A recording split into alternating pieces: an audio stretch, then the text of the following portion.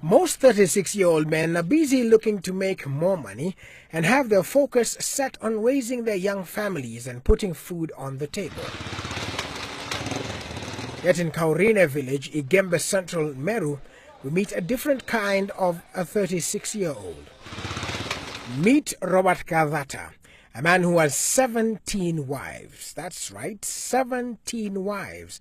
To put this in perspective, this is 2 more than King Mswati, who has only 15. And this is also like having a complete football team with 3 substitutes and 3 reserves. He also has 30 children.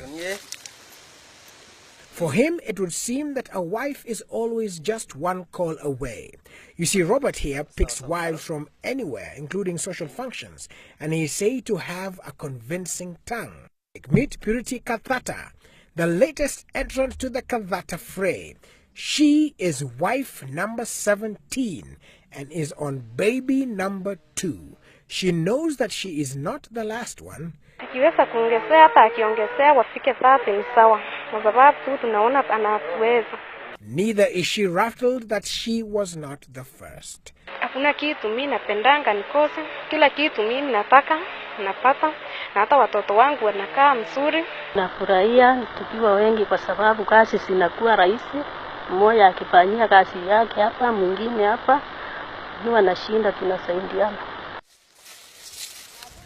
Indeed, Robert Kavata has the wherewithal to take care of all his wives, present and future, because he seeks to sire 150 children, and all the wives are well taken care of. Ni bibi wa kwanza ambaye anaitwa Grace Kawiria Ramu.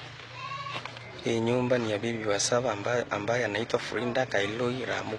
The wives are content not just in their position, but their possessions. Kavata is their shepherd. They dare not lack.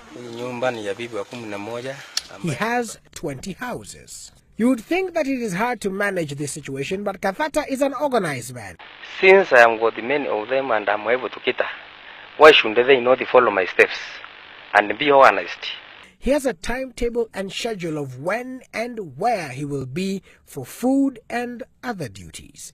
And on top of that, they have a kamkunji of sorts, a meeting of like-minded wives where they can talk freely.